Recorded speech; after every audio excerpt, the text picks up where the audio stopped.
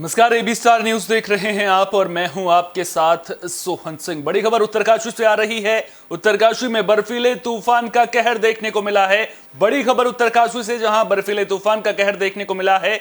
नेहरू पर्वतारोहण संस्थान के 29 पर्वतारोही बर्फीले तूफान में फंस गए थे और अब जो जानकारी मिल रही है उस जानकारी के मुताबिक 8 पर्वतारोहियों को बचा लिया गया है। 10 के शव मिलने की बात निकलकर सामने आ रही है, जबकि बाकी के अभी भी फंसे हुए हैं, जिन्हें बचाने के लिए बड़ी संख्या में वहां पर सेना के जवान जुटे हुए हैं, आर्मी के जवान जुटे हुए हैं, इंडियन एयरफोर्स की मदद भी लगातार ली जा रही है। तो बड़ी खबर आपके स्क्रीन पर, वो विजुअल्स भी आपकी स्क्रीन पर आप देख सकते हैं, जहां पर राहत बचाव का काम चल रहा है।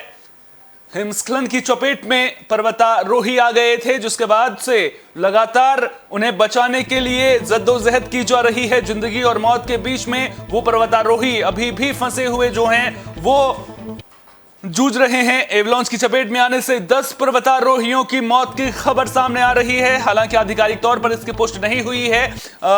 नीम के प्रधानाचार्य की ओर से यह बात निकलकर सामने आ रही है। उन्होंने ये कहा है कि 10 पर्वतारोहियों के शव बरामद किए गए हैं।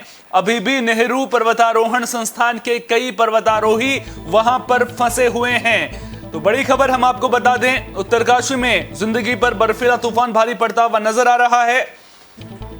राहत बचाव के काम में एनडीआरएफ की टीम जुटी हुई है। 8 पर्वतारोहियों को सुरक्षित निकाल लिया गया है। बड़ी खबर हम आपको बता दें, रेस्क्यू ऑपरेशन में वायुसेना की मदद भी ली जा रही है। चीता हेलीकॉप्टर आप देख रहे हैं, चीता हेलीकॉप्टर की मदद ली जा रही है। 2 चीता हेलीकॉप्टर और स्टैंड बाय पर कई हेलीकॉप्टर भी रखे गए हैं और हेलीकॉप्टर के जरिए राहत बचाव का काम शुरू जरूर कर दिया गया है। सीएम पुष्कर सिंह धामी ने रक्षा मंत्री राजनाथ सिंह से मदद मांगी थी, जिसके बाद वायुसेना की मदद ली जा रही है और लगातार वहां पर चीता हेलीकॉप्टर राहत बचाव के काम में जुटे हुए हैं। एनडीआरएफ की टीमें राहत बचाव के काम में जुटी हुई हैं। बड़ी खबर उत्तरकाशी से आ रही है। एवलांच की चपेट में आने से 10 पर्वतारोहियों की मौत की खबर सामने आ रही है। फुल स्क्रीन आपको विजुअल एक बार दिखा देते हैं। ये आप देखिए कि किस तरह से एवलांच होता है, किस तरह से बर्फीला तूफान जब आता है तो किस तरह की स्थिति बनती है। और ये तस्वीरें रेस्क्यू ऑपरेशन की आपकी स्क्रीन पर। चीता हेलीकॉप्टर उड़ान भरते हुए रक्षा मंत्री राजनाथ सिंह ने भी हादसे पर दुख जताया है। कहा है कि जो फंसे हुए हैं उन्हें वहां से निकालने के लिए हर संभव कोशिश की जा रही है। आर्मी के जवान वहां पर जुटे हुए हैं। उत्तरकाशी में ही हेलीपैड भी पास में ही बनाया गया है ताकि राहत बचाव के काम में तेजी आ सके। और जो ताजा जानकारी मिल रही है उसके मुताबिक करीब 170 के करीब पर्वतारोही वहां पर थे, लेकिन 29 के करीब पर्वतारोही उस हिमस्खलन की चपेट में आ गए थे, एवलांच की चपेट में आ गए थे, जिसके बाद 8 को सुरक्षित बचा लिया गया है। 10 की मौत की जानकारी निकलकर सामने आ रही है। आधिकारिक पुष्टि का इंतजार अभी भी है, लेकिन अभी कुछ और जो फंसे हुए हैं उन्हें निकालना प्राथमिकता है। उन्हें जब तक निकाल नहीं लिया जाता तब तक वहां पर रेस्क्यू ऑपरेशन लगातार चलता रहेगा। और एक जो ताजा अपडेट आ रहा है वो ये कि मौसम का मिजाज भी अब बदला हुआ नजर आ रहा है, यानी कि रुक रुक कर बर्फबारी अभी भी हो रही है, जिसकी वजह से राहत बचाव के काम में लगातार दिक्कतें सामने आ रही हैं। और जब मौसम खराब होता है, यानी कि जब हल्की बर्फबारी होती है, बारिश होती है, ऐसे में हेलीकॉप्टर्स के लिए उड़ान भरना आसान नहीं रहता है। लिहाजा राहत बचाव के काम में भी दिक्कतें जरूर सामने आ रही हैं। उम्मीद यही करेंगे कि मौसम जल्द से जल्द साफ हो ताकि जो राहत बचाव का काम है वो तेजी से वहां पर चल सके। ताजा अपडेट आपको पूरी खबर के साथ में दे देते हैं। आपको बता दें कि 5000 फीट से ज्यादा ऊंची पर्वत चोटी पर 29 पर्वतारोही बर्फीले तूफान की चपेट में आ गए थे। इन पर्वतारोहियों में से 10 लोगों की अब तक मौत हो चुकी है, 8 का रेस्क्यू कर लिया गया है और बाकी लोगों को बचाने के लिए लगातार कोशिशें की जा रही हैं। उत्तरकाशी में 5000 फीट से ज्यादा ऊंची द्रौपदी का डांडा 2 पर्वत चोटी पर बर्फीले तूफान में यह पर्वतारोही फंस गए थे। जानकारी यह मिल रही है कि एसडीआरएफ की टीम निम के बेस कैंप पहुंच गई है। एयरफोर्स के हेलीकॉप्टर की मदद से उन्हें दुर्घटना स्थल तक पहुंचाया जाएगा। एयरफोर्स के हेलीकॉप्टर भी उत्तरकाशी पहुंच गए हैं और क्षेत्र की रेकी लगातार कर रहे हैं। नेहरू पर्वतारोहण संस्थान के प्रिंसिपल अमित बिष्ट ने 10 पर्वतारोहियों की मौत की पुष्टि कर दी है। जो नेहरू पर्वतारोहण संस्थान के प्रिंसिपल हैं उनकी ओर से पुष्टि जरूर की जा रही है कि 10 पर्वतारोहियों की मौत इस हादसे में हो गई है। यानी कि अभी भी जो 11 पर्वतारोही हैं उनकी खोजबीन लगातार वहां पर की जा रही है। आपको बता दें कि द्रौपदी का डांडा 2 पर्वत चोटी पर बर्फीला तूफान आया था, जिसमें ये पर्वतारोही फंस गए थे। जैसे ही नेहरू इंस्टीट्यूट ऑफ माउंटेनियरिंग को इसकी जानकारी मिली, उनकी टीम के साथ जिला प्रशासन, एनडीआरएफ, एसडीआरएफ, सेना और आईटीबीपी के जवान बचाव अभियान में जुट गए। इंडियन एयरफोर्स के अधिकारी ने बताया कि बचाव और राहत कार्य के लिए सेना के 2 चीता हेलीकॉप्टर्स को तैनात किया गया है। अन्य सभी हेलीकॉप्टर्स के बेड़े को किसी भी अन्य आवश्यकता के लिए स्टैंड बाय पर रखा गया है। बताया यह भी जा रहा है कि ये सभी पर्वतारोही 23 सितंबर को उत्तरकाशी में अभियान पर निकले थे। 23 सितंबर को, यानी कि इन्हें तकरीबन 10 से ज्यादा दिन वहां पर हो चुके थे और लगातार वहां पर एक अभियान पर ये निकले हुए थे। आपदा प्रबंधन अधिकारी देवेंद्र पटवाल ने यह बताया है कि ट्रेनिंग में प्रशिक्षक और प्रशिक्षणार्थी समेत, यानी कि जो उन्हें ट्रेनिंग देने वाले थे और जो ट्रेनिंग लेने के लिए जा रहे थे, कुल 175 लोग वहां पर थे। यानी कि 175 लोग वहां पर मौजूद थे, लेकिन सभी इस बर्फीले तूफान की चपेट में नहीं आए हैं। यह जानकारी आपको दे दें, केवल 29 लोग इसकी चपेट में आए थे। रेस्क्यू के लिए लगातार जिन हेलीकॉप्टर्स की मदद ली जा रही है, वो भी हम आपको लगातार विजुअल्स के जरिए दिखा रहे हैं। इस हादसे को लेकर नेहरू पर्वतारोहण संस्थान की ओर से भी बयान आया है। संस्थान का कहना है कि उत्तरकाशी में भुक्की के पास चल रहे बेसिक और एडवांस कोर्स के बच्चे आज सुबह पर्वतारोहण की ट्रेनिंग के लिए द्रौपदी का डांडा 2 पर्वत चोटी पर पहुंचे थे, जिसकी ऊंचाई करीब 5006 मीटर है। इस दौरान अचानक बर्फीला तूफान आया और इसकी वजह से वो वहां पर फंस गए थे। सीएम धामी ने भी मामले को लेकर ट्वीट किया है, उन्होंने जानकारी दी है और लगातार वो ये कह रहे हैं कि राहत बचाव का काम तेजी से किया जाएगा ताकि जिंदगियां वहां पर बचाई जा सकें।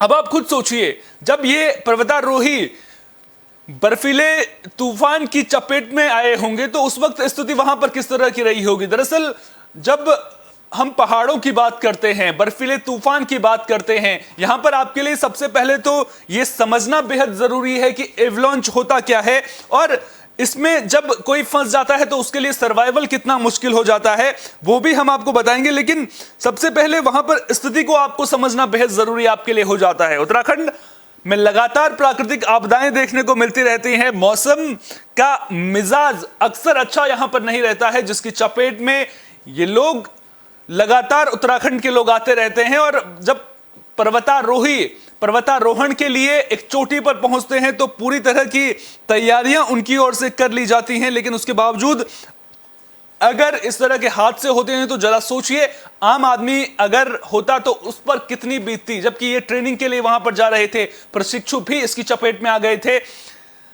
हिमस्खलन को सबसे पहले आपके लिए समझना जरूरी है, जिसे एवलांच भी कहा जाता है। दरअसल किसी ढलान वाली सतह पर तेजी से बर्फ के बड़ी मात्रा में होने वाले बहाव को हिमस्खलन कहते हैं। यानी कि तेजी से बर्फ बड़ी मात्रा में वहां पर आ जाती है।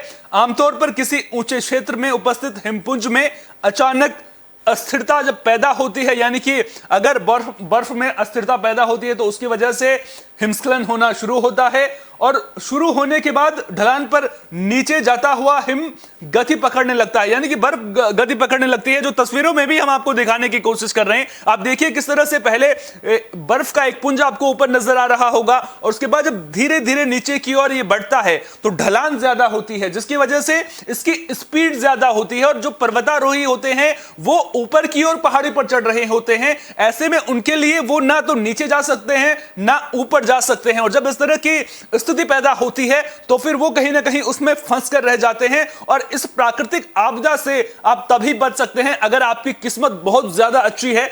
और अब आप सोचिए, 8 को बचा लिया गया है तो राहत बचाव के काम में किसी तरह की ढील वहां पर नहीं देखने को मिल रही है। और जैसे जैसे ये बर्फ नीचे की ओर बढ़ती है वैसे वैसे इसमें बर्फ की मात्रा भी ज्यादा बढ़ने लग जाती है, जिसकी वजह से नुकसान ज्यादा होने लगता है। अब होता क्यों है एवलांच, वो भी आपके लिए समझना बेहद जरूरी है। दरअसल शुरू की अस्थिरता जब हिमपुंज में होती है उसके कई वजहें हो सकती हैं। ढलान के ऊपर यानी कि हिमस्खलन अगर हो रहा है तो अगर वहां पर बड़ी मात्रा में बर्फ अगर ज्यादा हो जाती है, मात्रा इतनी ज्यादा बढ़ जाए कि खिसकने की सीमा पर वो पहुंच जाए तो इस स्थिति में अगर उस पर ऊपर से और भी बारिश पड़ जाए या बर्फबारी हो जाए, जैसा कि मैं आपको जानकारी दे रहा हूं कि वहां पर बारिश भी लगातार हो रही है, बर्फबारी देखने को मिल रही है, यानी कि पहले ही बर्फ एक ज्यादा मात्रा तक पहुंच चुकी थी, उसके बाद ऊपर से बर्फबारी हुई, ऊपर से बारिश की बूंदें पड़ी, जिसकी वजह से वो बहने लग जाता है। और हिमपुंज के ऊपर से स्की करते लोग स्नोमोबाइल या जानवर भी हो सकते हैं, इसकी वजह से भी हादसा होता है। बम विस्फोट और भूकंप से भी हिमस्खलन हो सकता है, यानी कि वहां पर जब इस तरह की स्थितियां पैदा होती हैं तो उसकी वजह से ज्यादातर हिमस्खलन की घटनाएं सामने आती हैं। और सबसे ज्यादा जो वजहें जो निकलकर सामने आती हैं वो यही आती हैं कि वहां पर लगातार बारिश हो रही हो, ऊपर से बर्फबारी हो रही हो, जिसकी वजह से बर्फ की मात्रा ज्यादा हो गई हो, जिसकी वजह से हिमस्खलन हो सकता है। और अब नजरें रेस्क्यू टीम पर लगातार लगी हुई हैं। रेस्क्यू टीम लगातार राहत बचाव के काम में वहां पर जुटी हुई है और उम्मीद यही करेंगे कि जो बाकी फंसे हुए पर्वतारोही हैं उन्हें जल्द से जल्द बचा लिया जाएगा। जिंदगी यहां पर जीतती हुई नजर आएगी। हालांकि वहां पर राहत बचाव का काम जरूर चल रहा है और वहां पर जो फंसे हुए हैं वो जिंदा हों ये सभी कामना कर रहे हैं। उनकी सलामती के लिए दुआओं का दौर भी शुरू हो चुका है। लेकिन इस तरह के जब हादसे होते हैं तो ऐसे में जान का खतरा सबसे ज्यादा रहता है, यानी कि राहत बचाव का काम तेजी से करने की जरूरत होती है। और राहत बचाव के काम में चीता हेलीकॉप्टर्स भी लगातार लगे हुए हैं।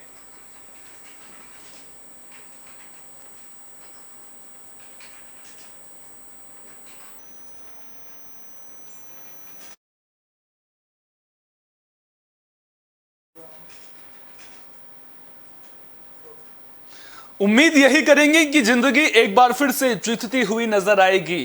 राहत बचाव का काम और भी तेजी से चलेगा, मौसम भी साथ देगा और जो लोग वहां पर फंसे हुए हैं उन्हें सुरक्षित निकाल लिया जाएगा। उम्मीदें बहुत सारी हैं और इन उम्मीदों में सफलता मिलती है या नहीं ये तो आने वाला वक्त ही बताएगा। खैर, उत्तरकाशी में जो कुछ भी हुआ वो हृदय विदारक है और अब अनुमानों और संभावनाओं का दौर जरूर शुरू हो चुका है। हालांकि राहत बचाव का काम तेजी से जरूर चल रहा है और इसमें और भी तेजी की जरूरत कहीं ना कहीं आन पड़ती हुई नजर आ रही है। देखना दिलचस्प होगा कि अब जो राहत बचाव का काम है वो कब तक खत्म हो पाता है और जो बाकी लोग वहां पर फंसे हुए हैं उन्हें कब तक बाहर निकाल लिया जाता है। बड़ी खबर में फिलहाल के लिए इतना ही। देश दुनिया की तमाम अहम खबरों के लिए बने रहिए AB स्टार न्यूज के साथ, क्योंकि यहां पर खबरों का सिलसिला कभी खत्म नहीं होता।